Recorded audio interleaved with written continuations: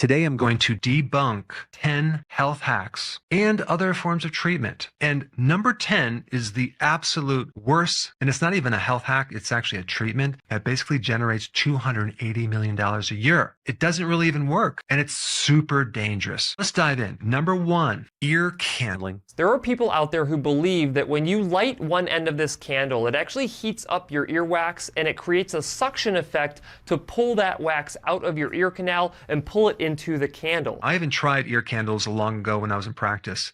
And I got my wife to do it. I got my parents to do it. I got some patients to do it. Because if you look at the pictures, it looks like it really works. You're sucking this wax out of your ear because combining the heat of the candle and as it burns down, it creates a vacuum and sucks all this wax out. And you can actually see it. But are you really looking at the wax out of your ear? I watched a great video by a doctor of audiology who performed an experiment to look inside the ear before and after using these ear candles. And he found there's absolutely no difference before and after the treatment of removing wax from your ear. So apparently that wax is the wax from the candle. You might want to save your money on that one.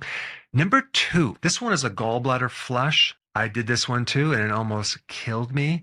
What you're doing is you're going to drink 12 ounces of olive oil. Then you're going to chase it down with these beet tablets. I made the big mistake of washing down the beet tablets with the olive oil, and the beet tablets solidified in my esophagus. I almost stopped breathing. I literally got really, really scared. I do not recommend this. You'll see these videos that they'll show in the toilet, these huge gallstones. Here's the thing. They're all floating.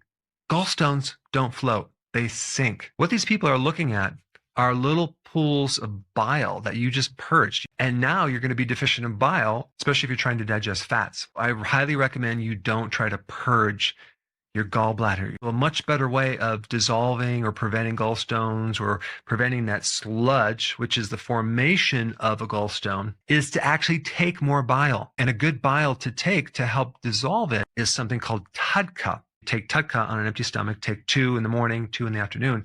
That opens up and gets things to drain. But if you want to add more to help dissolve a gallstone, you want to start taking bile salts after the meal to help prevent the formation of stones and then keep the sludge from turning into a gallstone. I do not recommend purging or flushing gallstones by drinking a tremendous amount of olive oil. Number 3, the master cleanse, where you're combining lemon juice, cayenne pepper, and maple syrup. And yes, I did this long ago, having this idea that I'm going to cleanse and purge all these toxins in my liver. That's not the best way to cleanse. It's a great way to create a lot of blood sugar issues, because if you're doing this cleanse for 3 days like I did it, I ate nothing, I drank nothing but a gallon of this mixture every single day, the sugar in the maple syrup kept me from converting into ketosis and kept me in the sugar burning mode where my blood sugars were up and down, up and down. I was like craving sugar throughout the day for 3 days. A much better way to do a cleanse would be to just eat healthy foods, especially maybe cruciferous foods, to provide the enzymes for the liver to slowly detoxify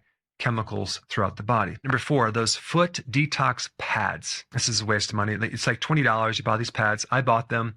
You put them on your feet in the hopes of pulling out poisons and heavy metals, because if you wear them for a period of time and you take them off, they'll be black, right? So that's toxins, right? No, it's some type of chemical reaction. You can just pour water on them and then watch them turn black. They're not pulling toxins out of your body. There's no detox pathways in your skin. You sweat through your skin, but sweating is not necessarily a detoxification. It's going to release excess sodium and also water, so you can actually cool the body down, because it's kind of creating like a refrigeration action externally on your skin to get rid of excess heat. When these pads have certain herbs or certain things on them, it is not creating a magnet for metals. And that leads us to number 5, the foot detox bath. You go to a clinic, you put your feet in these things, and it has a certain electrode in there that then generates some current in the water, and then all of a sudden the water solution becomes like this brown toxic material. It's pulling all these heavy metals out, all this toxic waste from your kidneys and your liver, so you could become very clean, right? Wrong. That's not what's happening. It's not pulling any toxins out. You can actually create the same color in this bath without putting your feet in it. What's happening when you're adding the salt in there, it's interacting with the electrodes to create rust. It's a chemical reaction that has nothing to do with toxins coming out of your body. My wife and I were in the Dominican Republic, and we did a vacation, and they had this little place where you can put your feet into these tiny little minnows that will eat the dead skin cells off of your feet, so your feet are really smooth after. My wife and I did this, and it tickled when they were eating or nibbling on our feet, but I will say it did not make our feet really nice and smooth. I guess you would have to probably put some piranhas in there to do that, because these little minnows just didn't create an impact on our feet. Number 6, the ab belts. There's 2 different versions. You have the belt that causes more sweating in your midsection, and then you have the belt that creates this electric stimulation, like it has like a TENS unit, where it's creating this contraction on your stomach muscles, because of course,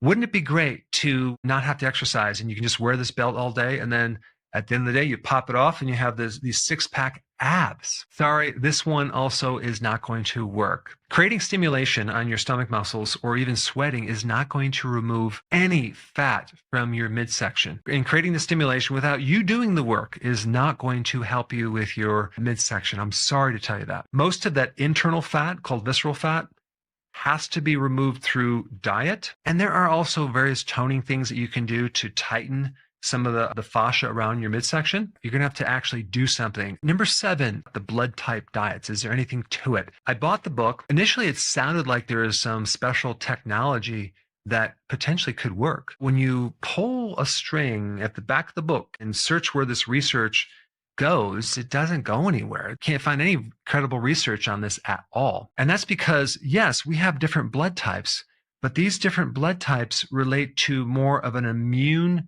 difference than a digestive food difference. If you are type O, the theory is your body thrives on animal proteins and low carbs. Type A states you should enjoy a vegetarian diet with limited red meat and dairy. The reason why it does work for certain people is because all of the recommendations for foods are whole foods. You're eliminating all the junk foods, regardless of what type of specific diet that you're doing based on the blood type. If you just go from refined foods to whole foods, you're going to feel better. You're going to do better. Number 8, EMF blockers, the stuff that comes out of this cell phone right here. And so when you have an EMF blocker, you're putting this little sticker on the back of your phone, and that's supposed to block all the EMF waves.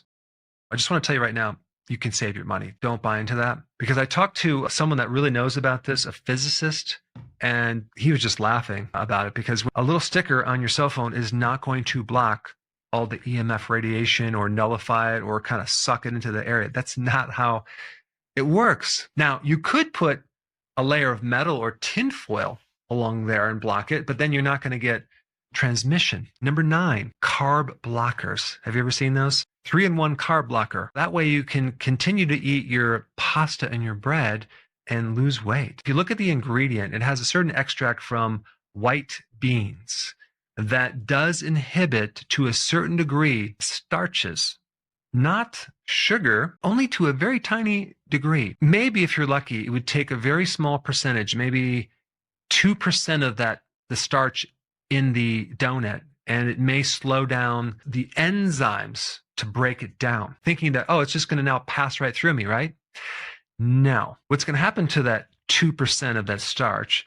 It's going to go down into the small intestine. If your enzymes don't break it down, your microbes will, then you're going to get bloating. Then you might say, well, why don't I just take more of that enzyme? Yeah, you could do that. Maybe you could consume 9 bottles of the carb blocker, right, to digest the starch in the donut, not the sugar, not the seed oils, but the starch. Maybe that might work. You might want to do an experiment. Be a very expensive experiment.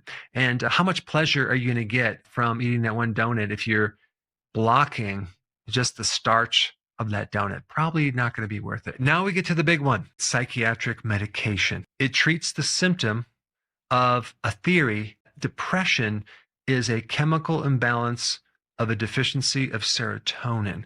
But that's been recently debunked. This whole time, psychiatrists were prescribing all these medications for this theory that wasn't even true. The very limited effectiveness of psychiatric drugs actually compares with placebo outcomes. Many of the studies that indicate any effectiveness from psych drugs is owed to the placebo effect. Then people might say, well, okay, so what if it's placebo? If it makes people think it's working, and it works for them, great, right? If it didn't account for these serious side effects emotionally, where you even become more depressed or have all sorts of problems with even feeling emotion in general, that's one of the big side effects, is you just feel like a zombie. I mean, are we supposed to get on this medication and be on it forever, or take it for a period of time until it corrects something? No, you keep taking it. It's highly addictive within 2 weeks, and now you're dependent on that. And the whole time, the psychiatrist does not evaluate your foods, just giving you a pill for a symptom. And it's hilarious because all the things that the psychiatrist is against is any alternative to medicine. But the worst psychiatric treatment, even worse, I think, than drugs, is the ECT, electroconvulsive therapy, if you want to call it a therapy. Some doctors even claim that it's safe and effective. They don't even know why. It might give some temporary improvement in depression. And they also downplay the long-term effects and also how many of these problems and side effects come back. And unfortunately, ECT is even administered to certain people that did not give their consent. Sometimes they even give it to people in hospice. Like, why would you want to give someone in hospice ECT? From my viewpoint, that's probably the most dubious treatment that you could possibly do, especially if we're comparing that treatment to something like ear candles. Yet in the news or even online, you don't really see a lot of the dangers being promoted with ECT because there's too much money involved. Anyway, I appreciate you watching. I will see you in the next video.